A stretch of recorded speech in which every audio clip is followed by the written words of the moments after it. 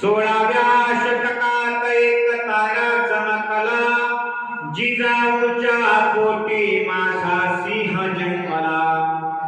घडविले स्वराज्य त्याने सुखावली प्रजा,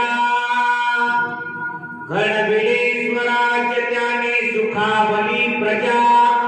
परश्री माते समान असा होता माझा राजा.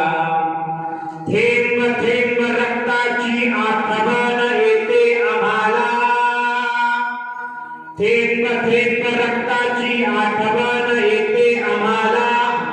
कधीच विसरणार नाही राजे नमन तुम्हा करण्याला. आता माझी दंडवत तुमच्या संता जगरात्री, तुमच्या संता जगरात्री, तुमच्या संता जगरात्री. आता माझी दंडवत तुमच्या संता जगरात्री, तुमच्या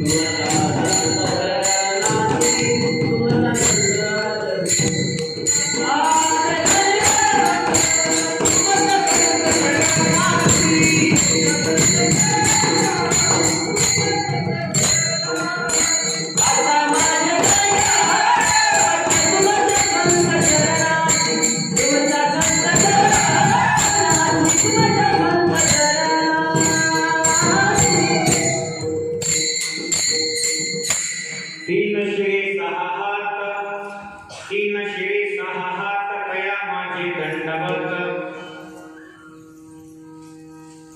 मुक्त वैभजे तेजोनिधी भगवान श्री ज्ञानोबाराय. अखिल कोटी ब्रह्मांड नायक पंढरीच बनवत परमात्मा. वैराग्याचे राग रसिक जगद्गुरु तुकोबाराय. वैराग्य मूर्ती वैकुंठवासी श्री संत नारायणगिरी बाबा, अडभंगनाथ भगवान आणि आदरणीय गुरुवर्य स्वामी अरुणागिरीजी महाराज यांच्या चरणावर माथा विनम्र टेकवतो आणि माझ्या या ठिकाणी चिंतन रूपी सेवेला आरंभ करतो. विठाला विठाला विठाला विठाला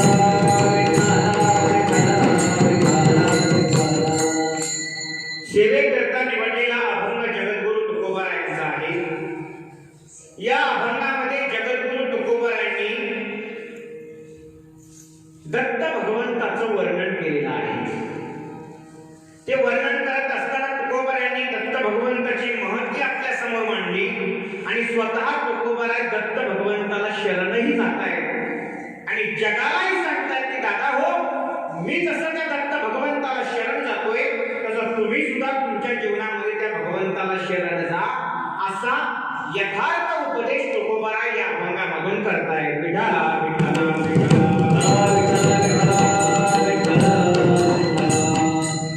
अभंगाला सुरुवात करण्यापूर्वी थोडासा परिहार आवश्यक तो असा. सालाबाद प्रमाणे आपल्या या श्री क्षेत्र अडभंगनाथ संस्थान भामाठाण भामानगर या पवित्र अशा या धर्म मंडपामध्ये दरवर्षीप्रमाणे हा दत्त जयंतीचा महोत्सव चालू आहे. आणि या वर्षी सुद्धा कोरोनाच्या प्रादुर्भावामुळे देखील आपल्याला साध्या पद्धतीने का होईना करण्याचे या ठिकाणी आदेश आदरणीय भागवताचार्य श्री गुरु स्वामी अरुणागिरीजी महाराजांकडून आला. महाराजांनी मला या ठिकाणी सेवेचा हे निमंत्रण दिलं आणि या ठिकाणी आपण एक तासभर भगवंताची सेवा करणार आहोत. जगद्गुरु तुकोबाराय या अभंगामध्ये देवत्वाची जाणीव तुम्हाला आम्हाला करून देत आहे. तो देव जर कुठला असेल तर दत्त भगवान आहे. आता हा तुकोबारांनी जो उपदेश केलाय हा उपदेश जगातल्या सगळ्यांकरता केलेला नाहीये. जे देवाचं महात्म्य तुकोबारांनी अभंगातून सांगितलं ते महात्म्य जगातल्या सगळ्यांकरता नाहीये. एक ठराविक वर्ग आहे, त्या ठराविक वर्गाकरता तुकोबारांचा हा उपदेश आहे. तुम्ही म्हणता महाराज हा उपदेश जर जगातील सगळ्यांकरता नाही तर मग ठराविक वर्ग तो कुठला वर्ग आहे? या जगामध्ये 3 प्रकारचे वर्ग आहेत. वर्ग नंबर 1 जो देवाला मानतही नाही आणि देवाला जाणतही नाही, हा वर्ग नंबर 1. वर्ग नंबर 2 जो देवाला जाणतो पण आणि जो देवाला मानतो पण. आणि वर्ग नंबर 3 आहे जो देवाला फक्त मानतो पण त्याने देवाला जाणलेलं नाही. हे 3 वर्ग या जगामध्ये पडतायत. मग तुम्ही म्हणता महाराज नेमका हा उपदेश तुकोबारायांनी या 3 वर्गापैकी कुठल्या वर्गाला केलाय? तर ऐका ना, जो देवाला मानतही नाही आणि देवाला जाणतही नाही त्याला तुकोबाराय देव कसा आहे हे सांगत बसत नाही. जो देवाला मानतो पण आणि देवाला जाणतो पण त्यालाही तुकोबाराय देव कसा आहे हे सांगत बसत नाही. मग सांगतात कुणाला? जो देवाला मानतो की देव श्रद्धाळू आहे, देव भाविक आहे, देव भक्तासाठी धावून येतो, देव अनेकावर कृपा करतो, असं फक्त जो देवाला मानतो पण ज्याने देवाला खऱ्या अर्थानं जाणलं नाही अशा जीवाला तुकोबाराय देवत्वाची जाणीव या अभंगामधून करून देत आहे. विठाला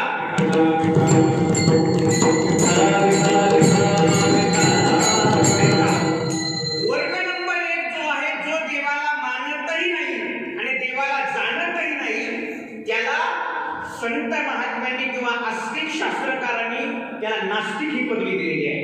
कारण तो देवाला मानतही नाही आणि देवाला जाणतही नाही. त्याच्या मते या जगामध्ये देव नावाची वस्तू अजिबात नाही, कारण तो नास्तिक आहे. त्यांचा प्रचार सुद्धा असा चालू आहे, त्यांचा प्रचारही असा चालू आहे. हे जर एकमेकाला भेटले तर एकमेकाला प्रचार करताना सुद्धा असंच करताय, देव जगात नाही. ते म्हणतात हे संपूर्ण जी सृष्टी दिसते ना, हे संपूर्ण याच्याशी देवाचा काहीही संबंध नाही, हे सगळं आपण तयार केलंय, असा तो नास्तिक शास्त्रकार म्हणतोय. म्हणून आस्तिक शास्त्रकारांनी त्या नास्तिकाला एक उपमा दिलेली आहे. नास्तिको वेद निंदकः, म्हणजे नास्तिक लोक जे आहेत विठाला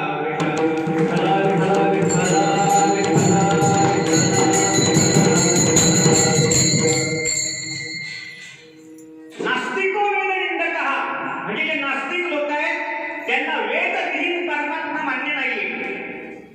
ज्या भगवंताच्या पासून वेद निर्माण झाले तो भगवान परमात्मा त्या नास्तिकांना मान्य नाहीये. तुम्ही म्हणता महाराज त्या नास्तिक लोकांना देव मान्य नाही, देव नाही म्हणतात, पण नाही म्हणतात याचा अर्थ त्यांच्याकडे सुद्धा काहीतरी पुरावा असेल ना. जे देव नाही म्हणतात ना, पुरावा असल्याशिवाय देवी बोलू शकत नाही ना. पुरावा आहे त्यांच्याकडे, देव नाही म्हणतात ना याच्याकरता एक पुरावा आहे त्यांच्याकडे. काय पुरावा आहे? त्यांचं एक ब्रीद वाक्य आहे, जे डोळ्याला दिसतं तेच असतं आणि जे डोळ्याला दिसत नाही ते या जगामध्ये नसतं. हे त्या नास्तिकाचं ब्रीद वाक्य आहे. मग ते नास्तिक म्हणतात देव जर असता तर डोळ्याला दिसला नसता का? आणि ज्या अर्थी तो डोळ्याला दिसत नाही त्या अर्थी या जगामध्ये देव नाही, असं कुणाचं मत आहे? नास्तिकाचं मत आहे. पण या नास्तिकाचं संत महात्म्यांनी आस्तिक शास्त्रकारांनी पूर्णतः खंडन केलेलं आहे. कसं खंडन केलं? अगदी उदाहरणाविषयी मी तुम्हाला पटवून देतो. भजन करा विठाला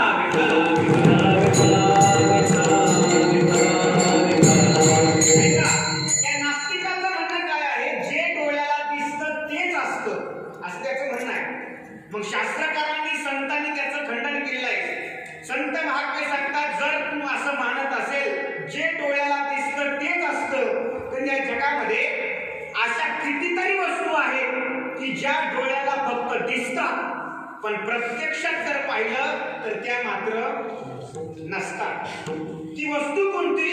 ज्ञानोबा ज्ञानेश्वरीमध्ये बोलतात किंवा अमृत अनुभवामध्ये सुद्धा ज्ञानोबांनी सांगितलंय, मृगजळ नावाची वस्तू अशी आहे ती फक्त आणि फक्त डोळ्याला दिसते, प्रत्यक्षात जाऊन पाहिली तर मृगजळ हे नसतं. ज्ञानोबांनी अमृत अनुभवामध्ये एक उदाहरण दिलं. ज्ञानोबा बोलतात 2 डोंगर आहेत शेजारी शेजारी. माझ्याकडे लक्ष द्या. 2 डोंगर आहेत शेजारी शेजारी.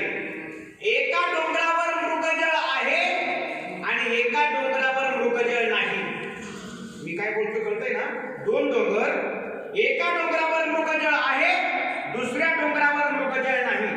आता ऐका, ज्या डोंगरावर मृगजळ नाही तो डोंगर आहे कोरडा आणि ज्या डोंगरावर मृगजळ आहे तो डोंगर बोला बोला कसं काय होईल?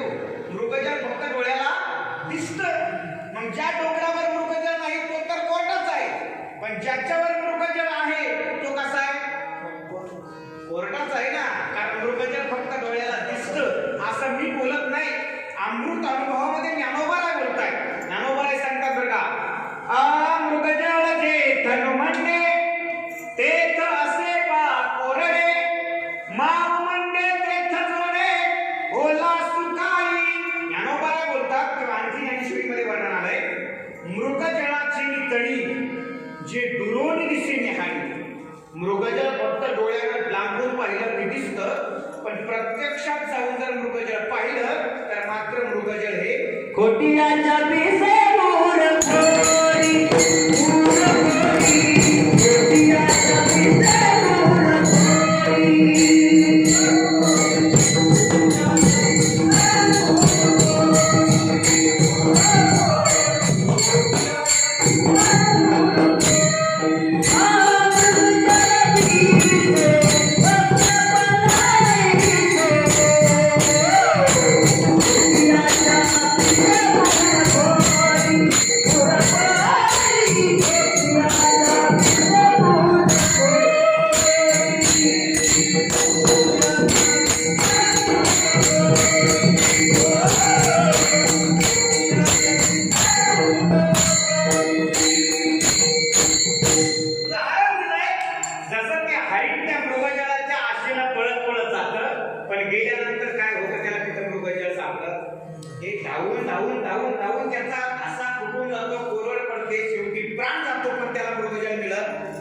नाही झाला. म्हणून मृगजळ हे फक्त दिसतं, ते प्रत्यक्षामध्ये मृगजळ नसतं. मग तो नास्तिक काय म्हणतोय, जे डोळ्याला दिसतं तेच असतं, तर मग त्याला सांगा की मृगजळ हे डोळ्याला फक्त दिसतं, मग आहे का? या ठिकाणी त्या नास्तिकाचं एकमत खंडन झालं. काय? डोळ्याला दिसतं तेच असतं हे खंडन झालं. त्याचा दुसरा मुद्दा हा आहे, तो म्हणतो जे डोळ्याला दिसत नाही ते मात्र या जगामध्ये नसतं. तर मग शास्त्रकार त्याला सांगतात, बाबा या जगामध्ये अशा कितीतरी वस्तू आहेत की ज्या डोळ्याला दिसत नाही, परंतु नाही असं म्हणता येत नाही. कितीतरी वस्तू आहेत. शास्त्रानं उदाहरण दिलंय. शास्त्रकार सांगतात बघा, पुष्पे गंधं तिरी तेलम काष्टी मुनी पै घृतं इक्षिकुरं तथादि पश्चात्मानं विवेकतः. शास्त्रकार सांगताय, फुलातला सुगंध दिसतो का? मग नाही का? दुधातलं तूप दिसतं का? मग नाही का? उसातली गोळी दिसते का? मग नाही का? लाकडातला अग्नी दिसतो का? मग नाही का? बोला ना, नाही का? आहे ना. बघायचा का तुम्हाला? हो म्हणा ना, दाखवतो मी. बघायचा का? पाहायचा असेल तर थोडा प्रयत्न करावा लागेल. काय माहितीये का? नाकाला लावून पहा, फुलातला सुगंध कळेल. मंथन करून पहा, दुधातलं तूप कळेल. खाऊन पहा, उसातली गोळी कळेल. घर्षण करून पहा, लाकडातला अग्नी कळेल. तसंच आहे, संतांच्या संगतीमध्ये बसून आत्मज्ञानाने विचार करून पहा, या जगातला देव कळेल. विठ्ठला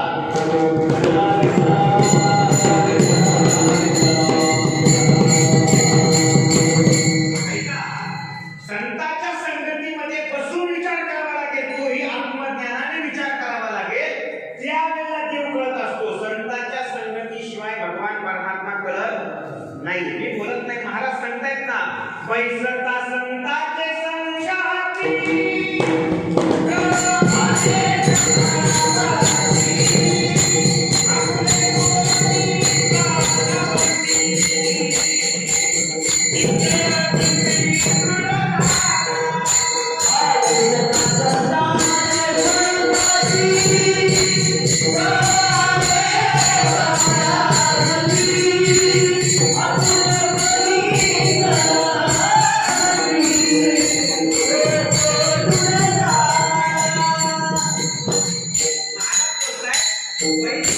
संतांची संगती मग कळू आले कमलापती. आपले कोणीच नव्हती, निश्चय चित्ती पूर्ण झाला. संतांच्या संगतीमध्ये बसून आत्मज्ञानाने विचार करून पहा, जगातला देव कळेल.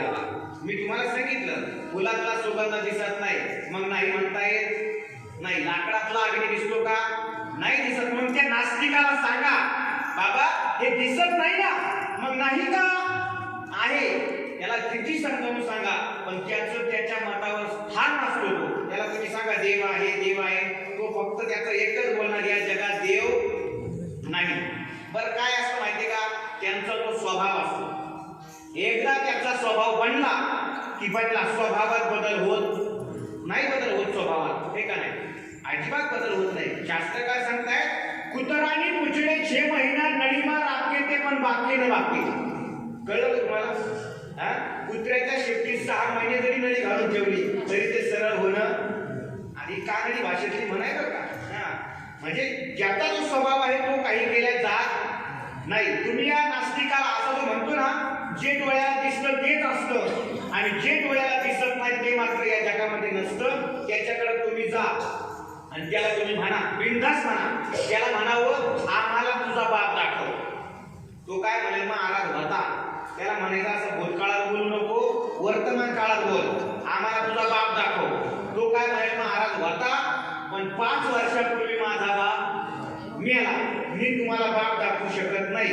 मग तुम्ही त्याला डायरेक्ट म्हणा, बिनधास्त म्हणा, नका बोला पटेल, डायरेक्ट म्हणा, बिनधास्त म्हणा, त्याला देऊच नका. त्याला म्हणा आम्हाला ज्या अर्थी डोळ्याने तुझा बाप दिसत नाही त्या अर्थी तुला असं जमल का म्हणता येईल का? जमल का? नाही जमणार ना. काय माहिती का तुम्हाला, शास्त्र असं सांगतंय ज्या अर्थी मुलगा दिसतोय ना, मग मुलाचा बाप नाही दिसला तरी सुद्धा मुलगा पाहून मुलाला बाप मानावाच लागेल, शास्त्र सांगतंय ना. याच्याकरता ज्ञानोबांनी ज्ञानेश्वरीमध्ये कितीतरी ओव्या खर्च केल्या. ज्ञानोबाला बोलतात बघा, ज्या अर्थी तुम्हाला गाडगं दिसतंय ना, घट दिसतोय ना, मग तो घट निर्माण करणारा कुंभार नाही दिसला तरी सुद्धा तुम्हाला घट पाहून कुंभार हा मानावाच लागतो. बरोबर का? हे कापड दिसतंय ना, मग कापड विणणारा तो विणकार नाही दिसला तरी सुद्धा कापड पाहून कापड विणणारा तुम्हाला मानावाच लागतो. ज्ञानोबाईची उभी आहे ना, तरी कापसाच्या पोटी काय कापडाची होती पेटी. ज्ञानोबाला बोलतात तुमच्या शेतामध्ये कपाशीचं झाड उगवतं, त्या झाडाला बोंड येतात आणि बोंड फुटल्यावर काय कापडाचे तागे बाहेर येतात का? कापूसच येतो ना, मग तो विणवल्या जातो, मग कापड तयार. म्हणजे कापड विणणारा मानावाच लागेल तुम्हाला.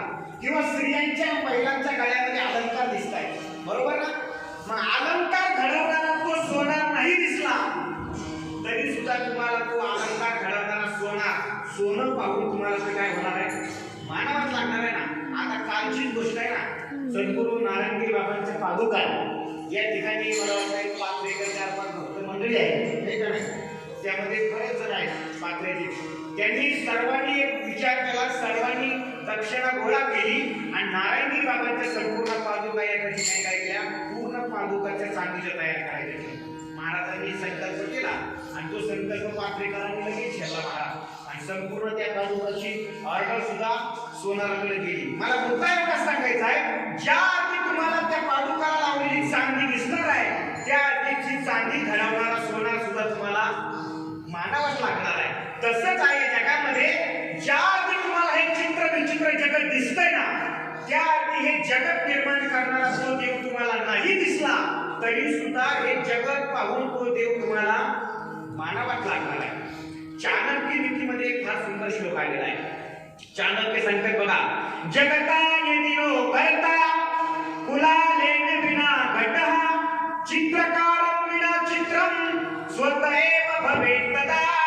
शास्त्र काय सांगतायत, ज्या तुम्हाला मंदिरामध्ये आपण पाहतोय संपूर्ण अडवणात भगवंतांना आतापर्यंत सगळं जीवन चित्र या चित्राच्या माध्यमातून आपल्याला दाखवलेलं आहे, बरोबर ना. ज्या अर्थी तुम्हाला हे चित्र दिसतंय ना, मग ते चित्र काढणारा तो चित्रकार नाही दिसला तरी सुद्धा हे चित्र पाहून तुम्हाला तो चित्रकार मानावाच लागतो. बघा तसंच आहे, ते विश्व निर्माण करणारा तो नाही दिसला तुम्हाला तरी सुद्धा हे पाहून तुम्हाला तो मानावाच लागतो, कारण हे निर्माण करणारा कोण आहे, जया भजनी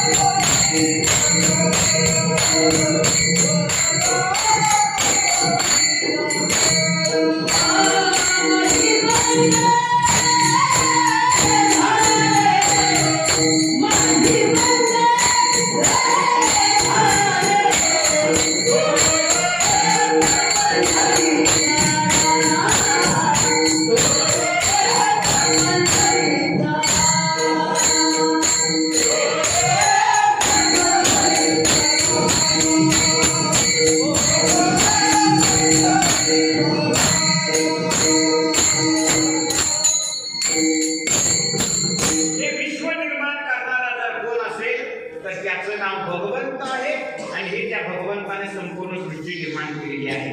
आणखी प्रमाण आहे आपल्याकडे कोणतं? जेणे हे विश्व निर्मिले महर्षी देवा संस्थापिले 21 स्वर्गात धरिले सत्ता मात्रे आपोलिया. तो भगवान परमात्माच्या सृष्टीची उत्पत्ती करतो, पण तो दिसला नाही तरी सुद्धा हे पाहून आपल्याला तो निर्माण करणारा देव मानावाच लागतो. बरोबर की नाही?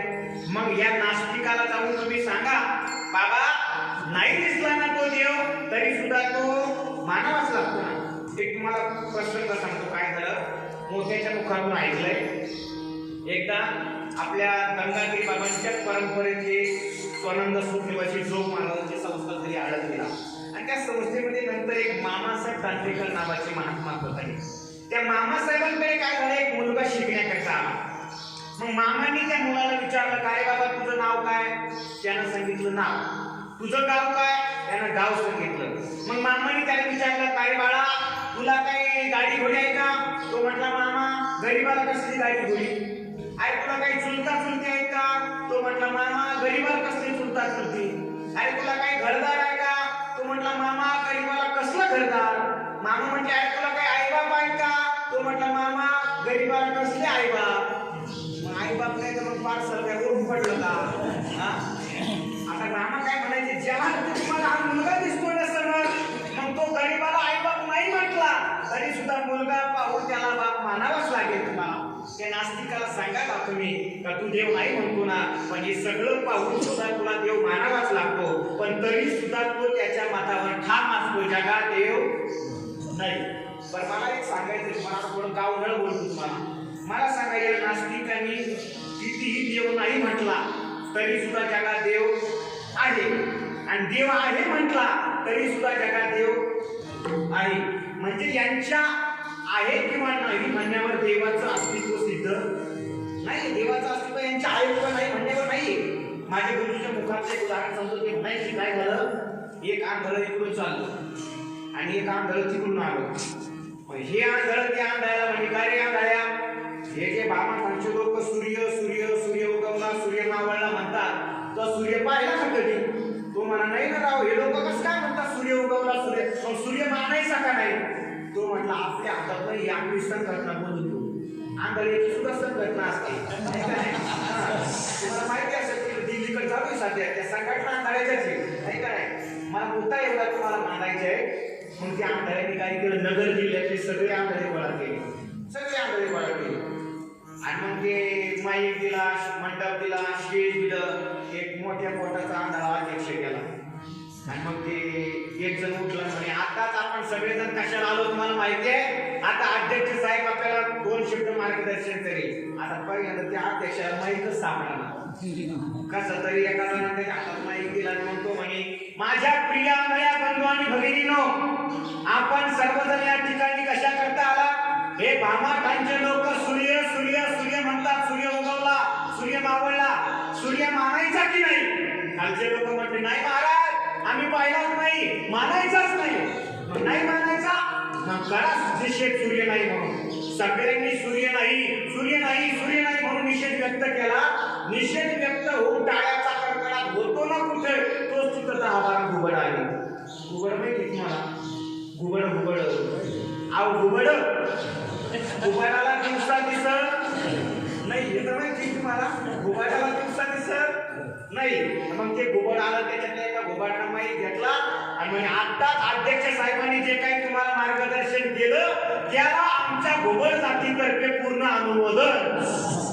आणि आता सगळ्यात तेच चाललंय, UP MP बिहार सगळीकडे सभा, पण उपयोग काय? सगळ्या घुबडाच्या आंधळ्याच्या सभा. विठाला विठाला विठाला विठाला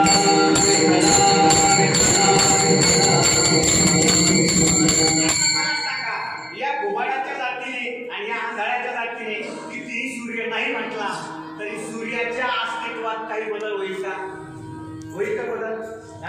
नाही होणार बदल. म्हणून तुकाराम महाराज बोलतायत, या नास्तिकांना आपण कितीही सांगितलं तरी हे देव मानायला तयार नाही. मग तुकोबाराय बोलतात, हे जर देव बरे, आणखी तुम्हाला मुद्दा सांगू जातो. देव मानायचा कोणाला माहिती आहे तुम्हाला?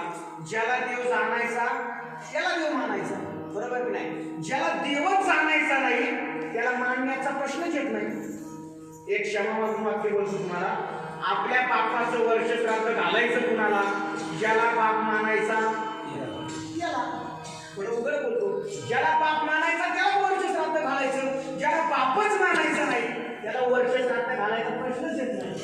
आहे का नाही? बरोबर काय? तसं ज्याला देव जाणायचा आहे त्याला देव मानण्याचा प्रश्न आहे. ज्याला देव जाणायचाच नाही त्याला देव मानण्याचा प्रश्नच येत नाही. बरोबर की नाही? आणखी तुम्हाला मुद्दा सांगून जातो. काय माहिती का? सांगणाऱ्यांना सांगावं, पण आपण सांगून त्याच्यावर काही परिणाम होणार असेल तर माणसाला सांगावं. नाहीतर मग ज्ञानोबा ज्ञानेश्वरीमध्ये बोलतात ना, विठाला विठाला विठाला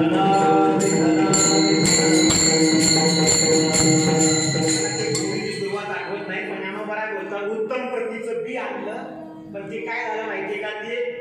ते आधी माझी पिरिले आणि सांडी मी खोरी केली म्हणून काही अशी ती बोली आहे. तिची सुरुवात मला आठवण. आता ज्ञानोबा बोलतात चांगलं बी आहे, पण जर ते भाजलं आणि मग पेरलं तर उगवल का? हा, तसं सांगतोय आपण, पण सांगणाऱ्याला जर आपला उपदेश मान्य नसेल तर आपण सांगून त्याच्यावर काही फायदाच नाही. व्यर्थ कुणी वाचा चिनवून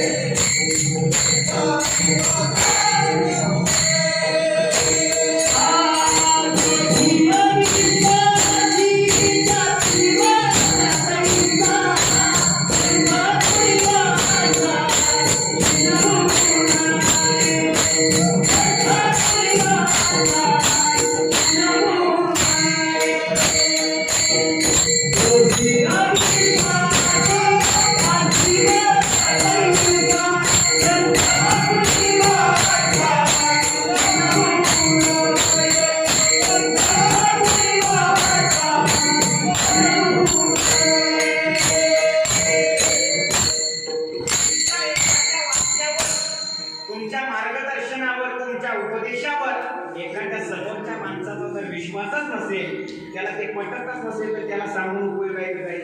हा, सांगून उपयोग नाही ना. कारण ज्याला जे कळतं त्याला ते सांगायची गरज नसते मला. बरोबर की नाही?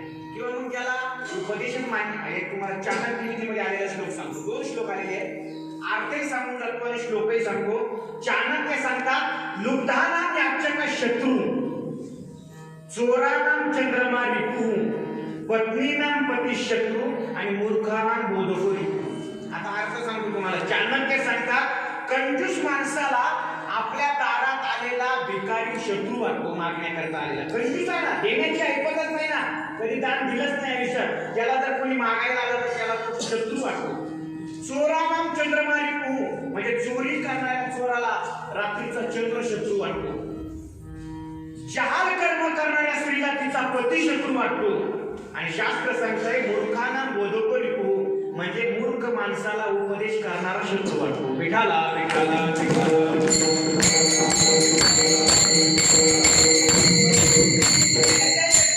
मुद्दा सांगतो तुम्हाला. शास्त्रकार सांगतात, पयप्पानं भुजंगानां केवलम शीघ्र विषणम. शास्त्रकार सांगतात, सापाला कितीही दूध पाजा त्याचं काय बनतं? काय बनतं? मी उपचार करतो. बोला, काय बनतं? विषच बनतं ना, आहे का नाही? पण किती वेळा तुम्ही बनतो? सापाला दूध पाजलं तुम्ही 2 दिवसांना, 4 दिवसांना बनतं का? नाही, शीघ्र विषणम. एका क्षणात त्या सापाला दूध पाजलं तर त्याचं बीज बनतं महाराज. म्हणून तसं मूर्खाला उपदेश करायच्या भानगडीत पडूच नका. आपल्याला जुन्या काळात एक पुस्तकात गोष्ट असायची. काय झालं? एका झाडावर एक चिमणी राहत होती आणि त्या झाडावर एक माकडही राहत होतं. त्या चिमणीनं विचार केला, आता सध्या हिवाळा चालू आहे, हिवाळा झाला का उन्हाळा आणि उन्हाळा झाला का पावसाळा. मागच्या पावसाळ्यात आपली खूप हाल झाले, म्हणून त्या चिमणीनं, तुम्ही माझ्याकडे पहा बरोबर तुम्ही करू नका, माझ्याकडे पहा, तुमचं काम तुम्ही करा आणि माझं काम मी करू. ऐकणे, तुमचं काम आहे शांत चित्तानं ऐकणं आणि माझं काम आहे बडबड करणं. आणि एक सांगू का तुम्हाला, बडबड करण्याच्या बाबतीत मी इतका पटायचे तर मला तुमच्या मदतीची अजिबात गरज. म्हणून तुम्ही शांत चित्तानं फक्त ऐका, इकडं तिकडं पाहूच नका. मला मुद्दा काय सांगायचं तुम्हाला, एका झाडावर एक चिमणी राहते. त्या झाडावर एक माकड राहतं. त्या चिमणीनं विचार केला मागच्या पावसाळ्यात हाल झाले, आता 8 महिने पावसाळ्याला बाकी आहे, आपण त्या 8 महिन्याच्या अगोदर घर बांधलं पाहिजे.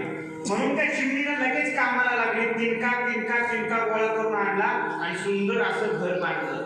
कुठून इंजिनियर आणला तिचं तिला माहिती आहे काय, पण इतकं सुंदर घर बांधलं महाराज. आणि त्या झाडावर माकड राहत होतं. या माकडानं 8 महिन्याचं आयुष्य या झाडावर त्या झाडावर त्या झाडावर त्या झाडावर असं करण्यातच वाया घातलं. आणि मग पावसाळा आला, धो धो धो धो गाराचा पाऊस झाला. इतका पाऊस झाला का त्या झाडावरचं माकड आहे ना थंडीला कुडकुड करायला लागलं. आणि ही चिमणी तिच्या घरट्याच्या दरवाज्यातून पाहत होती. आणि मग त्या चिमणीला वाटलं यानं घर नाही बांधलं. ती चिमणी त्याच्या जवळ गेली, म्हणजे मूर्खा, नालायका, कळतं का तुला 8 महिन्याचं आयुष्य वाया घातलं, अरे तुला काय नाही दिलं देवानं. त्या चिमणीनं माकडाला उपदेश केला, अरे हात आहे, पाव है, अग्नि जैसी काया, इतने दिन कमाए तुने घर का नहीं बनवाए. कोण म्हटली? चिमणी म्हटली. कोणाला म्हटली? हा, कारण कीर्तनात कोण बोलतं, कुणाला बोलतं हे जर कळलं तर कीर्तन कळत असतं. हा, चिमणी कुणाला म्हटली? माकडाला म्हटली. आता मला सांगा, त्या माकडाला तिचं ऐकून घर तर नाही बांधलं, पण त्या चिमणीला सुद्धा घराचं वेगळं करून टाकलं. त्याला रागाला वरच्या भांडीवर गेला, तिचं धरलं घरचं, तिनका गोळा करून फेकून दिला. आणि अशी फार दिवशी तिच्या कानाखाली लावली महाराज. तिच्या नाकातून टक्कन खाली पडली महाराज. आता मला सांगा, चिमणीनं माकडाला उपदेश केला तो योग्य होता का नाही? योग्य होता का नाही? पण ज्याला केला ते योग्य आहे का? हा, ते कोणी हे माकड आहे. म्हणून महाराज बोलतात, तुम्ही जीवन जगत असताना सुद्धा असंच होतं. बरेच माकडच्या माणसं असतात, त्यांना उपदेश करायच्या भानगडीत पडूच नका.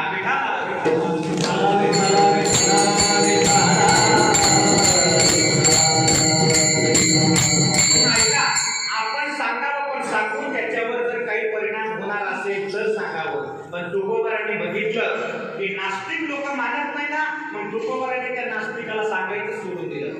मग सांगतात कुणाला? दुसरा वर्ग आहे जो देवाला मानतो पण आणि देवाला जाणतो पण, तो संतांचा वर्ग आहे. तुकोबारा बोलतात, ज्यानं देवाला मानलंही आणि देवाला जाणलं पण त्याला देव कसा आहे हे सांगायची गरज नाही. मग तुकाराम महाराज सांगतात, पण कुणाला?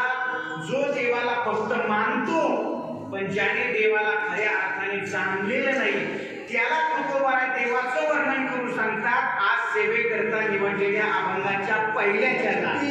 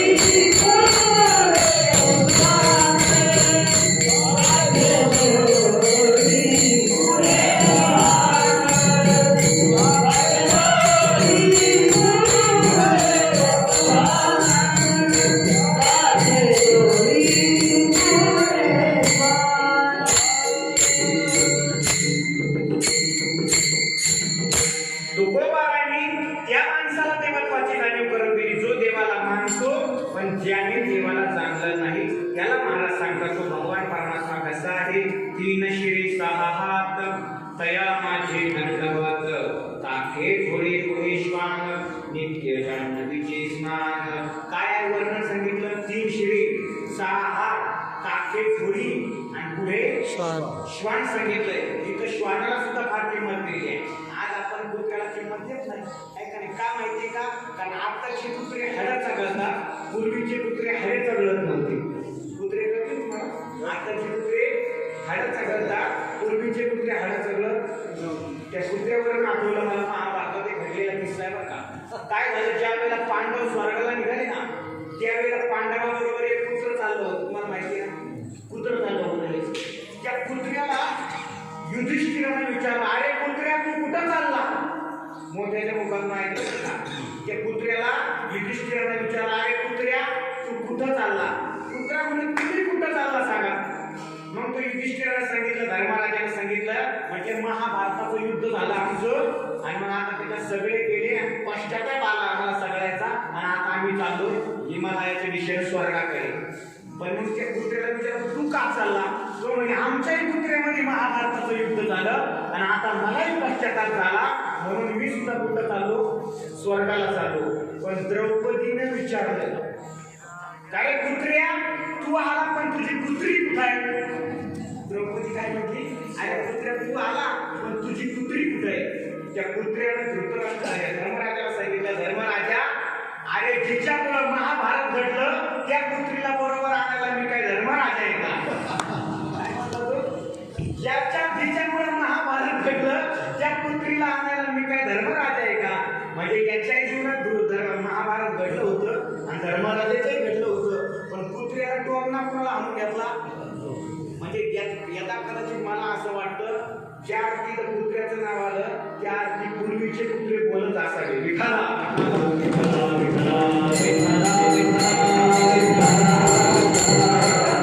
मला एवढा मुद्दा सांगायचा तुमच्या समोर. फक्त देवाचं वर्णन तुकोबराने सांगितलं. कसं सांगितलं? 3 शिरे 6 अशा पद्धतीने वर्णन करून सांगितलं.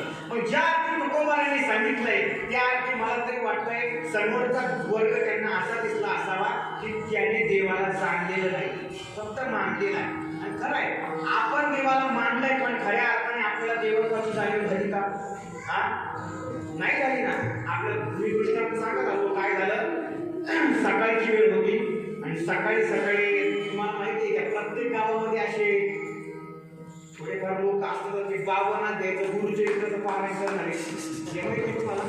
बावनात द्यायचं गुरुच्या इकडचं पारायण म्हणतात. त्याला खेळायला 4 जण लागतात असं म्हणतात ना. तुम्ही माझ्यावर आपलं खेळायला 4 लागतात. काय झालं म्हणजे एकदा बरं ते खेळणारे सुद्धा कुठं खेळतात तुम्हाला माहिती का?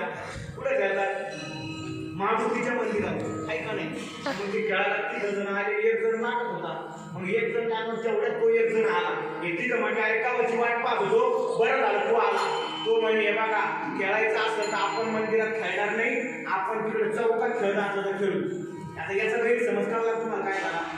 याचा गैरसमज असा झाला, मंदिरातलं खेळलेलं देवाला दिसत, चौकात खेळलेलं पुढे दिसत. देवाला काय भिंका तिथं चष्मा लागलाय का? हा, याचा गैरसमज आहे तुम्हाला. कधी कधी होतं मला, सकाळची वेळ आंघोळ केली, मंदिरात निघाला. मंदिरात निघाल्याबरोबर त्यानं काय पेटवली? बिडी पेटवली. मंदिराच्या जवळ आला, तोंडाची बिडी हातात धरली. मंदिराच्या पायरीजवळ आला, हाताची बिडी अशी पाठीमागं धरली. देवाच्या समोर गेला आणि देवाच्या पाया पडला, रक्षती परमेश्वर, रक्षती परमेश्वर असं म्हटला. आता याचा गैरसमज कळला तुम्हाला? नाही कळाला? याचा गैरसमज असा झाला, माझी पुढची बॉडी जेव्हा दिसती, मागची पिढी पुढे दिसती. कळलं तुम्हाला? आता मला सांगा, देव साडे जगाला वापरतोय, घोडभर पिढी दिसणार नाही देवाला. हा, पण गैरसमज आहे मला. अरे त्याचा विचार करू नको. चिट्टी के पाव में घुंगरू बचता है, वो प्याला सुनता है. मुंगीच्या पायात वाजलेलं घुंगरू सुद्धा त्याला वैकुंठात ऐकू जातं. आता तुम्ही बसल्या एवढा विचार करा, मुंगी केवढी, तिचा पाय केवढा, तिच्या पायाचं घुंगरू केवढं, त्याच्यातला खडा केवढा आणि त्याचा आवाज केवढा, बेडवा केवढा, तो सुद्धा त्याला वैकुंठात ऐकू जातो. नोकरी गिरी दिसणार नाही त्याला. म्हणजे याचा अर्थ काय आहे? आपण देवाला फक्त मंदिरापुरतं मानलं, आपण देवाला गाभाऱ्यापुरतं मानलं. कारण मंदिरात खेळलेलं देवाला दिसत आणि चौकात खेळलेलं दिसत नाही. म्हणजे देवाला आपण व्यापक स्थितीने मानलं नाही, परिच्छिन्न मानतो आपण देवाला. म्हणजे आपल्याला कळलेला.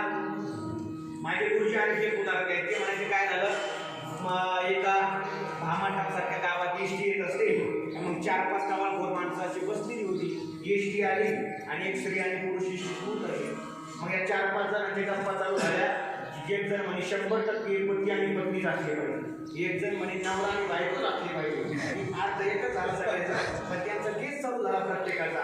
आणि मग तेवढ्यात काय झालं, ते गाडीतून उतरले आणि ते यांच्याकडे झाले.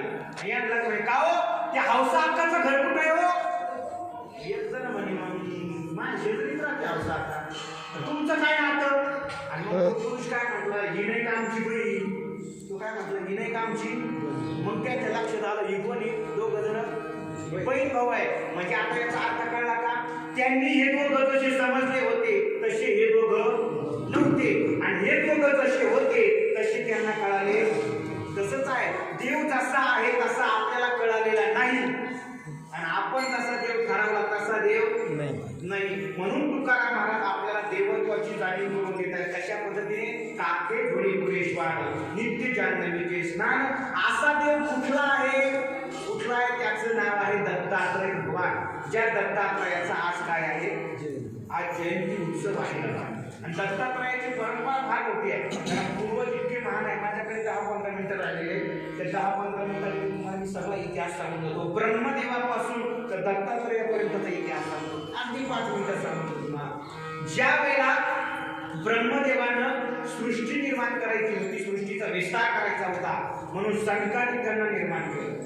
त्या सनकादिकांना सांगितलं तुम्ही सृष्टीचा विस्तार करा. पण ते सनकादिक म्हणजे आम्हाला देवानं हा जन्म दिलाय, हा भजन भक्ती करता दिलाय, प्रपंच करण्याकरता दिला नाही. आम्ही सृष्टीचा विस्तार करणार नाही. ब्रह्मदेवाला राग आला आणि ब्रह्मदेवानं त्या सनकादिकांना शाप दिला, ऐसेही राहू. त्यावेळेला ते 5 वर्षाचे होते, म्हणून ते 5 वर्षाचेच राहिले. आता ते सगळ्यात मोठे, पण राहिले 5 वर्षाचे. मग परत ब्रह्मदेवाला 10 मुलं झाली.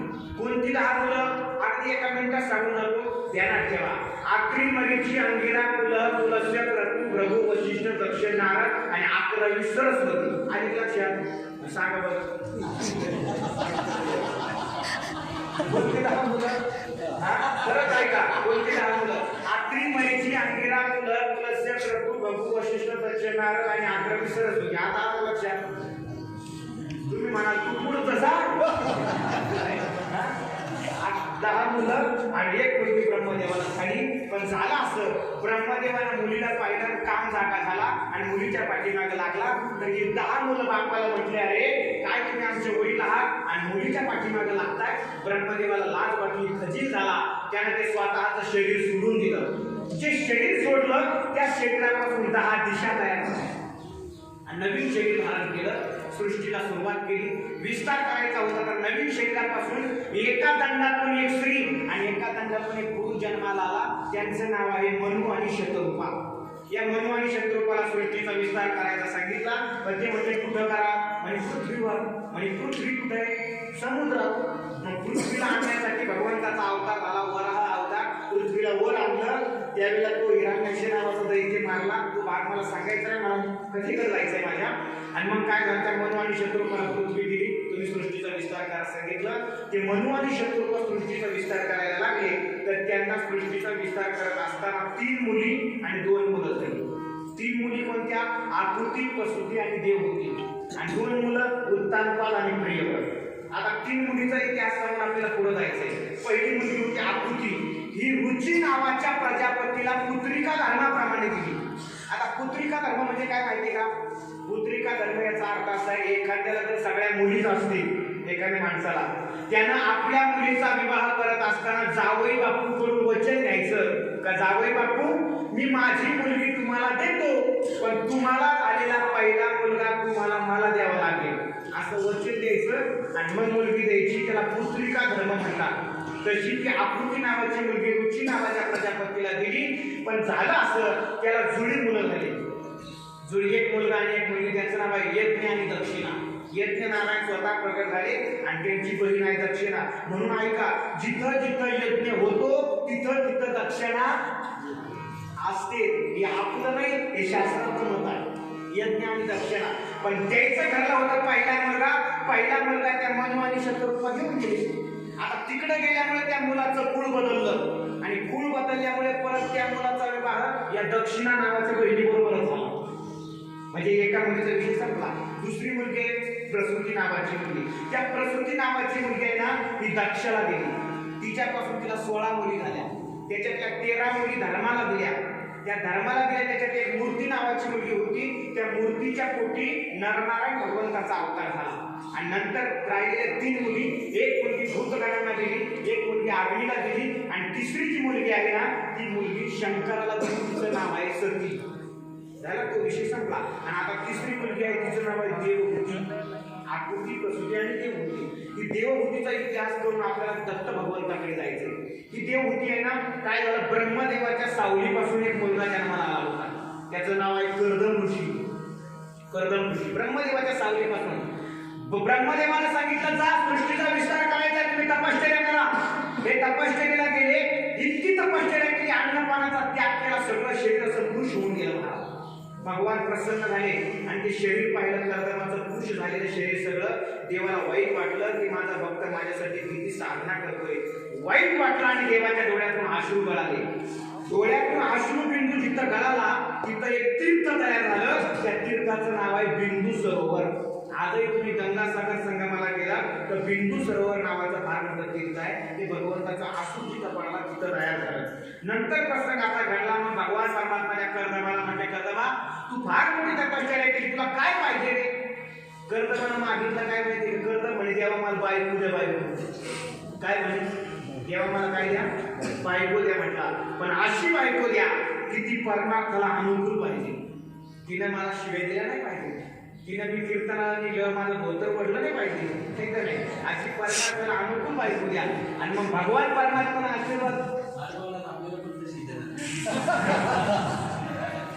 तुमचा आशीर्वाद आहे आमची सेवा व्हायला जाणार नाही आम्हाला.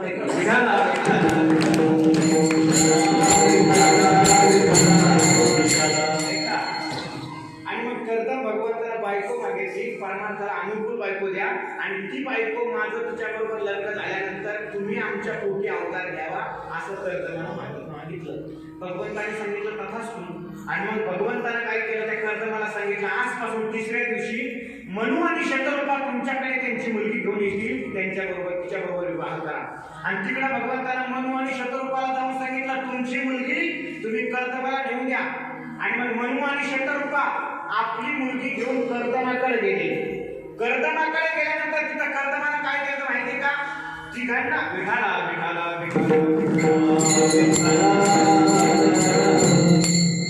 इतिहास मी सांगितला फार सूक्ष्म आहे. आपल्याला दत्त भगवंतापर्यंत जायचंय.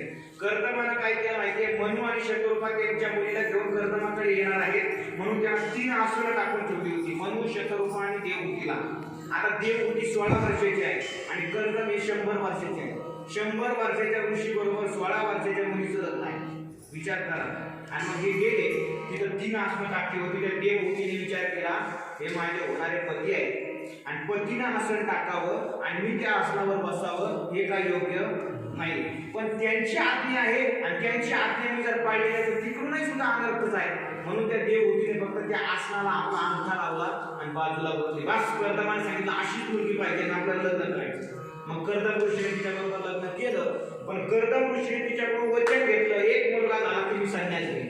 ती म्हटली आधी लग्न तर करा मग पाहू बाकीचं काय असेल ते. लग्न झालं महाराज आणि कर्दम ऋषी तपश्चर्याला लागले. तपश्चर्या अनंत काळ चालली बऱ्याच वर्ष चालली. आणि जेव्हा तपश्चर्या उत्थान झाली तेव्हा बघितलं म्हणजे तू कोण आहे. ती म्हणजे मी तुमची बायको. मग कर्दमाला वाईट वाटलं एवढे वर्ष झाले मी वाटोळं करतो तिच्या आयुष्याचं तुला काय पाहिजे. ती म्हणते काय नाही महाराज स्त्रीला तरी काय पाहिजे 2-3 चिले पाहिजे असावे एखादं घर असावं सुखी संसार असावे त्याच्यात काय लागलं स्त्रीला. कर्दमाला जाणलं म्हटले काय काळजी करू नको एक काम कर तू काय कर तीर्थामध्ये जा आणि स्नान करू नये. समोर एक कुंड होतं त्याच्यामध्ये स्नान करायला गेली महाराज. तवर इकडं कर्दमाने स्वसामर्थ्याने शक्तीने स्वतःचं शरीर बदललं. तारुण्य घेतलं. एक भला मोठा महल तयार केला आणि ती देवहूती स्नानाला गेली. बुडी मारली पाण्यात. तिथेही चमत्कार घडला. इतकी लावण्यवती झाली आणि अवतीभोवती हजारो सेविका तिच्यामध्ये. ती बाहेर आली कर्दमाला पाहिलं तिला आश्चर्य वाटलं. कर्दम म्हणे घाबरू नको मी कर्दमच आहे स्वसामर्थ्याला हे तयार केलंय. आणि मग आकाश मार्गातून विमान आलं विमानाला आकाश मार्गातून हे दोघंही कर्दम आणि देव त्याच्यात बसले. विमान आकाश मार्गाने विचरण करायला लागलं. एक वर्षभर विमान आकाश मार्गाने विचरण करत राहिलं आणि विचरण करत असताना त्या विमानातच त्या कर्दमाला आणि देवहूतीला 9 पोरी झाली. किती? 9 मुली. पण मी तुम्हाला मागायचे सांगितलं ब्रह्मदेवाला पोरं किती झाले? 10 मुलं झाले. म्हणजे आत्री, मरीची, अंगिरा, पुलस्त्य, क्रतू, भृगु, वशिष्ठ, दक्ष आणि नारद. त्याच्यातलं नारद ब्रह्मचारी राहिला. 9 पोरं बाकीचे राहिले ना. या कर्दमाला ज्या 9 मुली झाल्या ना, या 9च्या 9 मुलींच्या 9 पोरांना देऊन टाकलं. ज्याच्यात ब्रह्मदेवाचा एक मुलगा आहे त्याचं नाव आहे आत्री. आत्री ऋषी हा ब्रह्मदेवाचा मुलगा आहे. याला त्या कर्दमाची एक मुलगी दिली, 9 मुली, तिचं नाव आहे अनुसया. विठाला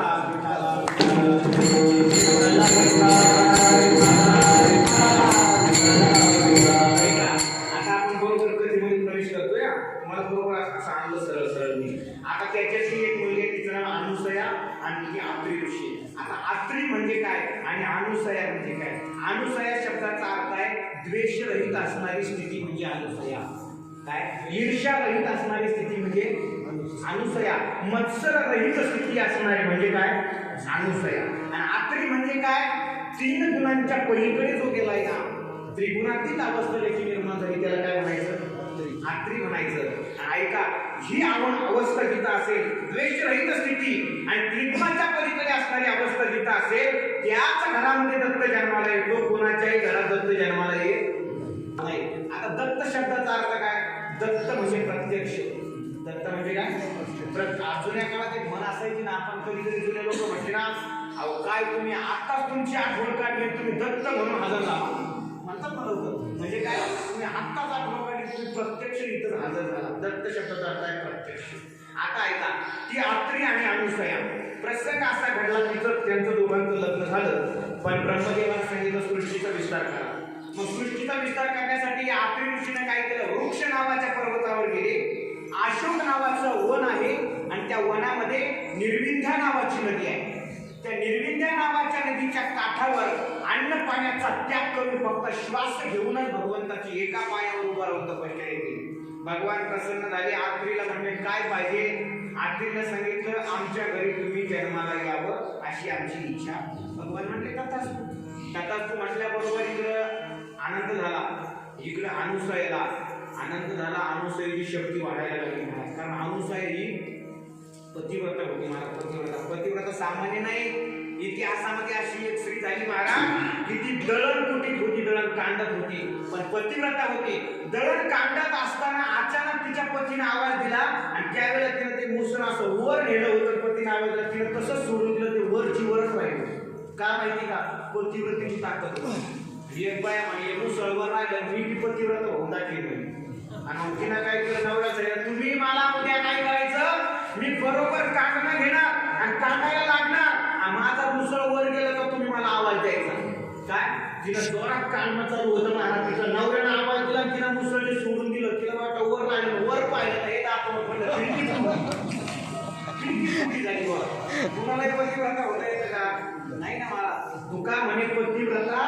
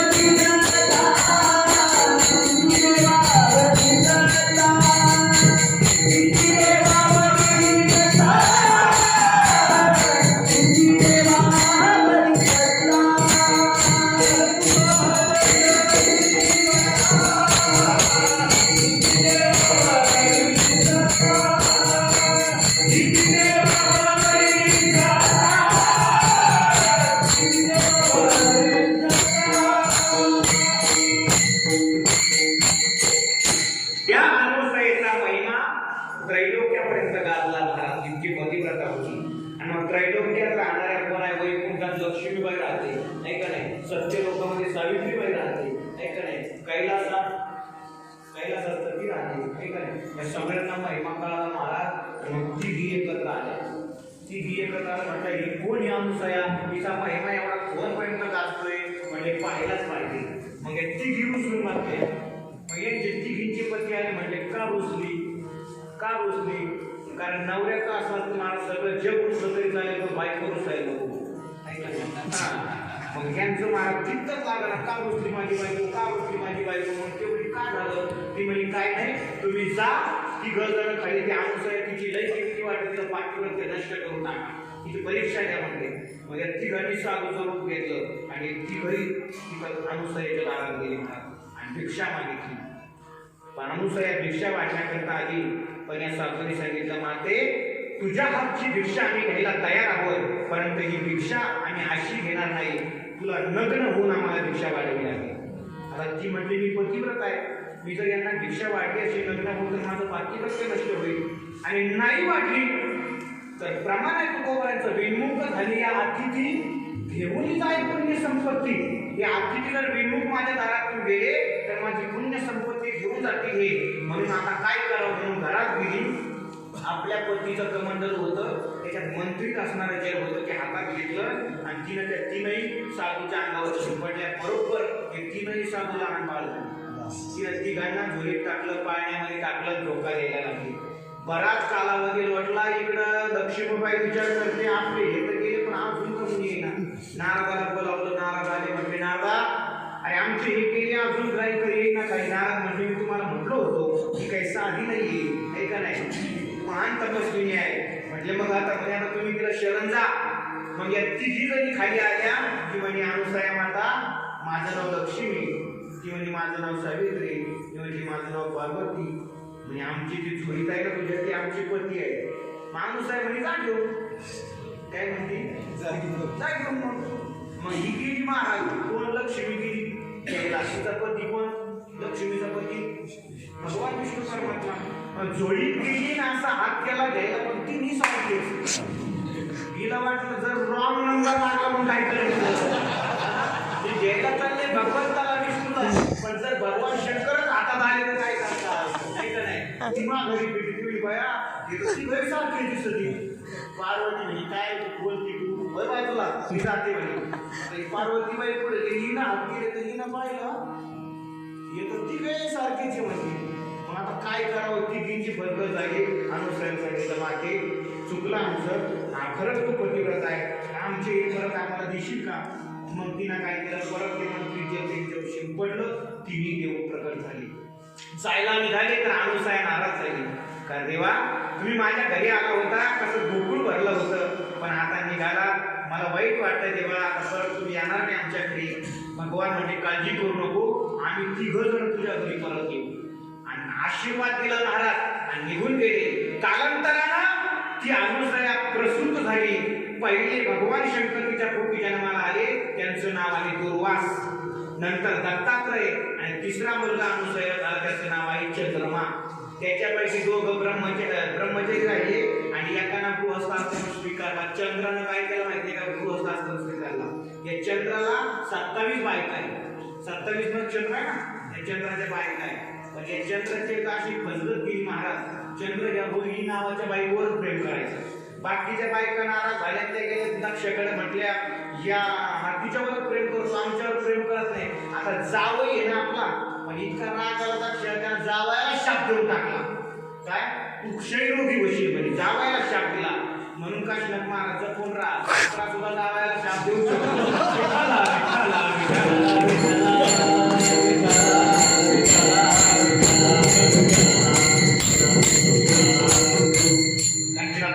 सुंदर काय करतात बरं का. आणि 8 तारखेला त्यांचं लग्न आहे म्हणून की आमंत्रण द्यायलाच महाराजांना आले. ठीक आहे, तुमच्याकडे जरा संकेत केला इशारा दाखवा. मला मुद्दा एवढा सांगायला शास्त्र्यानं जावायला शाप दिला तेव्हापासून तो चंद्र आजपर्यंत शहीद होते.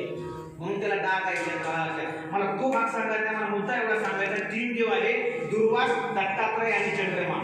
पण हे परत जायला निघाले. परत ती अनुसया माता उद्विग्न झाली. म्हटली देवा तुम्ही पहिल्यांदा आला लगेच निघाला, आताही जन्माला आला लगेच चालला.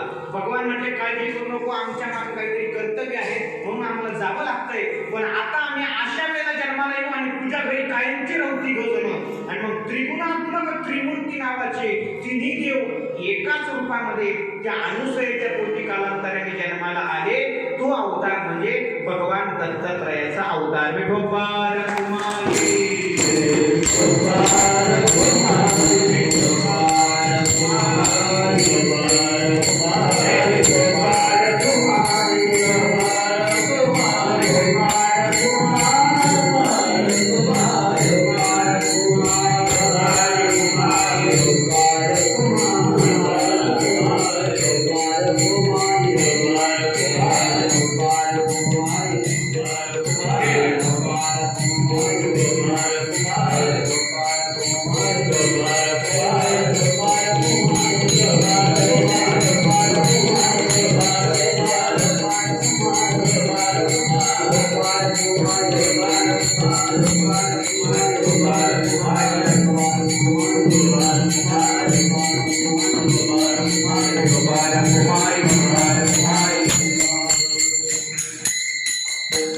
दत्त भगवंताचं प्राकट्य झालं. तो दिवस म्हणजे आजचा दत्त जयंतीचा दिवस. त्या दत्त भगवंताचं वर्णन तुकोबरांनी केलेलं आहे. म्हणून आपण देव मानला पाहिजे. मी अगोदर चिंतनात तुम्हाला सांगितलं, लोक देवाचं अस्तित्व मानायला तयार नाहीये. देव मानला पाहिजे आपण. लोक देवाची मस्करी करतात, टिंगल करतात. काही काही लोक देवाला मानायलाच तयार नाही. काय करावं त्यांना? नाही मानत लोक देवाला. मी उदाहरण कधी कधी सांगत असतो. काय झालं, एक दिवस एक वकील, एक इंजिनियर, एक डॉक्टर आणि एक पोलीस फिरायला निघाले. जाता जाता त्यांना काय झालं, एक बाग लागली. कशाची माहिती का? टरबुजाची बाग. आणि मग त्यांनी एक टरबूज घेतलं, ते टरबूज कापलं, फार गोड लागलं. वा म्हणजे काय टरबूज आहे. पुढं गेले, उन्हाळ्याचे दिवस होते. एका झाडाखाली थांबले. ते झाड होतं आंब्याचं. त्या झाडाखाली एक पिकलेली शाख पडलेली होती. शाखच म्हणतात त्याला. ते चौघांनी मिळून ती शाख खाली फार गोड लागली. आणि मग ते चौघजण होते की शिकलेले, डॉक्टर, वकील, इंजिनियर, पोलीस, हे देवाला नावं ठेवायला लागले. डॉक्टर म्हणजे, वकील साहेब देवाला अक्कल नाही हो, कळतं का देवाला काय? वकील म्हणजे, काय झालं डॉक्टर साहेब? म्हणजे देवाला अक्कल आहे का? म्हणजे ते आपण येताना बघितलं, एवढा वेळ तो त्याला एवढं मोठं टरबूज दिलं आणि हे एवढं मोठं झाड आणि एवढी शिकलेली, म्हणजे देवाला अक्कल आहे का? हे टरबूज जर वर गेलं असतं तर किती मजा आली असती. 10 पाहुणे आली असती तरी एकाच आंबे घरी गेली असती, नाही का? नाही, देवाला अक्कल नाही म्हटले. तेवढ्या देवाची अक्कल काढत असताना शेवटवरनं एक कैरी निघाली आणि बंग बंग बंग बंग करत आली. नेमका हा म्हणणारा याच्या डोक्यात पाण्याबरोबर हा पाणी पाणी करायला लागला. शेजारी एक शेतकरी होता, त्याने याच्या सगळ्या गप्पा ऐकलेल्या होत्या. त्यानं गाडीत पाणी आणून त्याला पाजलं. म्हणे, डॉक्टर साहेब खरं सांगा बरं, आता देवाला अक्कल नाही का? आणि जर ही कैरी त्या टरबुजासारखी दिली असती तर तुम्ही मडका मागितलं असतं का घागर मागितली असती? म्हणून देवाची आगळी काढण्यात मजा नाही मला. आपण इकडं तिकडं जास्त डोकं लावतो. इकडं तिकडं डोकं लावण्यापेक्षा जरा त्याचं भजन करा. त्याचं भजन केलं तर तुम्हाला जीवनामध्ये काही कमतरता पडणार नाही महाराज. म्हणून तुकाराम महाराजांनी त्या देवाचं वर्णन केलं. तो भगवान परमात्मा कसा आहे? काखे जोडे गुणेश्वर, नित्य जान्हवीचे स्नान, माथा सोडे जटाभार, अंगे विभूती सुंदर. आणि तो भगवान परमात्मा कसा आहे? तुकाराम महाराज बोलतात, तुका म्हणे दिगंबरा,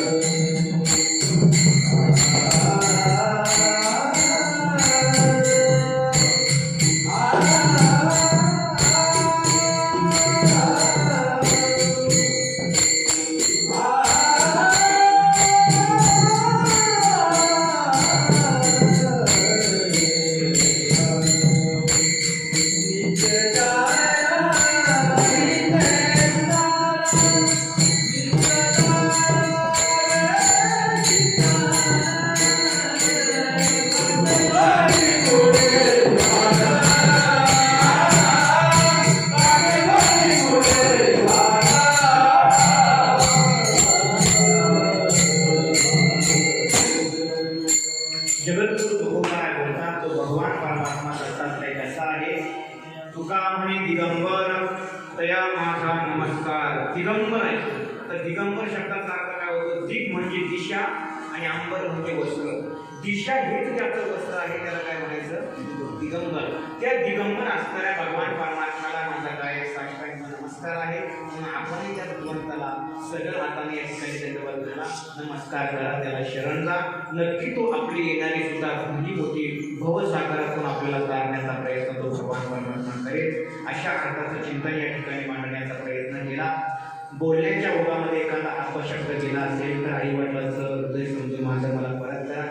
जाता जाता एक सगळ्यांना विनंती करतो, आपण या पवित्र अशा स्थानावर एक नाथाचं ठाण आहे आणि या ठिकाणावर आपण प्रत्येक पौर्णिमेला गुरुवारी धर्मनाथीचा उत्सव असेल त्या प्रत्येक कार्यक्रमाला हजर असतो. आपण आल्यानंतर बघितलं असेल मंदिरात या ठिकाणी थोडं काम चालू आहे सध्या. मी तुम्हाला मगाशी सांगितलं की पाथऱ्याचे जवळजवळ 7-8 भाविक आहेत. मांजरीचे आमचे गोलप पाटील आहे, त्याच्यामध्ये काळे पाटील सगळे मला वाटतं 5,000 रुपये सांगितलं. सगळ्यांनी काय केलं माहिती आहे की ते वर्गणी दिली. कशा करता तर आपल्या नारायणगिरी बाबांच्या पादुका आहे. पण काय होतं ते साफसफाई स्वच्छता करत असताना पादुकाला स्नान घालत असताना त्या झिजल्या जातात. म्हणून त्या झीज होऊ नये याच्याकरता त्याला चांदीचं आवरण पाहिजे. म्हणून महाराजांनी संकल्प केला आणि बऱ्याच जणांनी तो संकल्प या ठिकाणी पाथरेकर भाविक मंडळाने तो पूर्ण करण्याचा या ठिकाणी परही केला आहे. काल त्यांनी सगळ्यांनी देव महाराजांना सांगितलं की आम्ही पाथरेकर सगळं त्या पादुका तयार करून देऊ. आता त्याच्यानंतर आणखी एक फार मोठं काम आहे. मंदिराच्या कलरचं काम चालू आहे. जवळजवळ काही सोपा खेळ नसतो कारण एकल्याचा नवे खेळ म्हणून मेळ दिला. आतापर्यंत लोकांनी दान धर्म केलाय त्याच्यातून हे जवळजवळ 1.5 कोटीचं मंदिर उभं राहिले. पण या मंदिराच्या संपूर्ण बाजू पाहिल्या पाहिजे. कलरला जवळजवळ मंदिराच्या 10 ते 12 लाख रुपये लागताय. हा संपूर्ण खर्च या कोरोनाच्या काळामध्ये फार परिस्थिती बिकट आहे.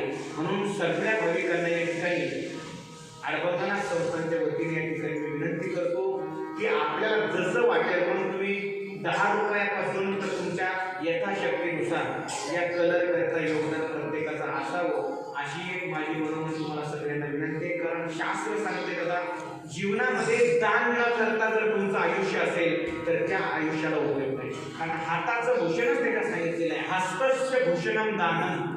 नुसतं हात म्हणजे काय जेवणाकरता मिळाले म्हणून ते महत्वाचे नाहीये.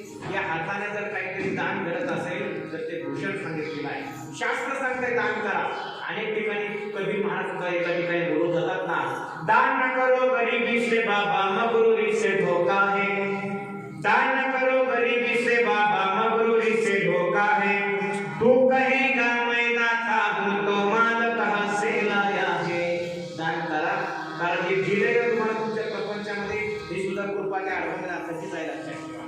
दान करा.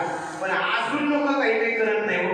त्यालाही एका ठिकाणी महात्म्याचं वाक्य आहे, तुकडोजी महाराज बोलतात बघा, गाठी असता धन जो न करी धर्मदान, गाठी असता धन जो न करी धर्मदान, त्याचे गळा बांधोनी पाषाण समुद्रात जाण बुडवावा. हे कळलं तुम्हाला? नाही कळलं? सांगू का? शास्त्रकार सांगतात किंवा तुकडोजी महाराज सांगतात, बाबा ज्याच्याकडे प्रपंचामध्ये भगवंताने ज्याच्या भरपूर अगदी प्रपंच खर्च होऊन भरपूर आहे असं दिलंय, पण आज देऊन सुद्धा जर तो एखाद्या सत्संगाकरता एखाद्या मंदिराकरता जर दान धर्म करत नसेल तर महाराज बोलतात त्याच्या गळ्यात भला मोठा दगड बांधा आणि नदीला पाणी आलंय त्याच्या सोडून घ्या, म्हणजे त्या दगडामुळे तो वर तरी नाही यायचा. कारण तो जिवंत असून त्याला जगाला काही त्याचा फायदा नाही.